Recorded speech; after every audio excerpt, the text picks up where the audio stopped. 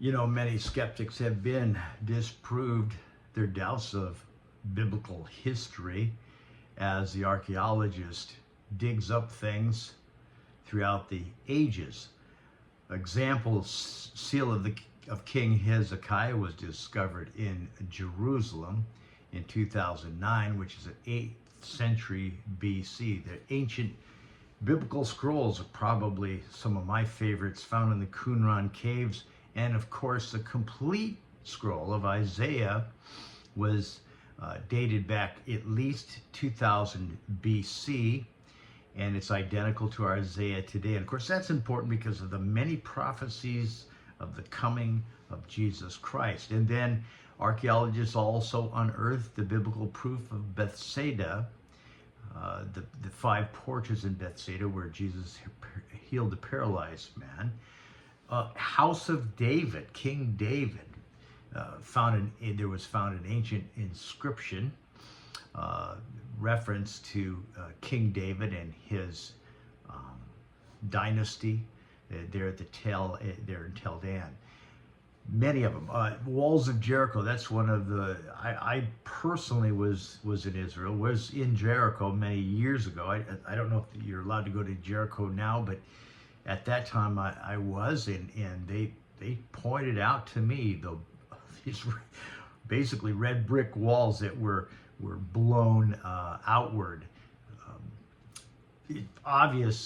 Very obvious to see that the walls had come down just as the Bible said it happened. So I say all this because there are those that would say, well, there's no proof. Well, there's tons of proof if you want to take the time to look.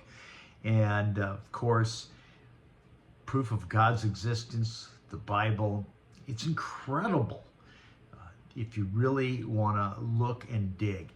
So many skeptics, atheists have over the years. Think of Lee Strobel. I think of Dr. Simon Greenleaf, the law professor at Harvard.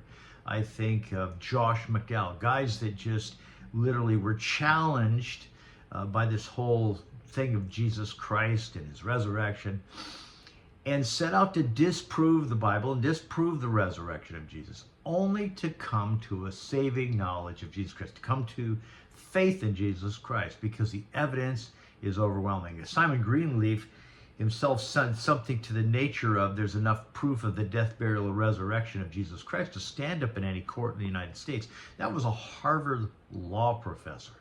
So just be assured that there is much proof, and not that we even need the proof of the Bible, but there's so much proof, archaeological evidence, and so many other evidences of the proof and the validity of the scriptures. You can depend on it.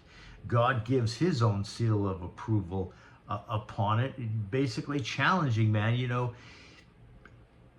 see the things that I have said would come to pass, will come to pass, that you know that this Bible itself was written out from someone outside of time and space and written through men. And so we can depend on the scriptures. We can rest assured that God is who he says he is. And of course, we know that Satan's a liar and wants to get people to believe the lie and to miss out on heaven. We don't want you to miss out on heaven.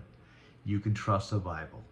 Read it, study it, examine it, and you too can give your life to Jesus Christ and know him. He is so wonderful. Jesus is alive.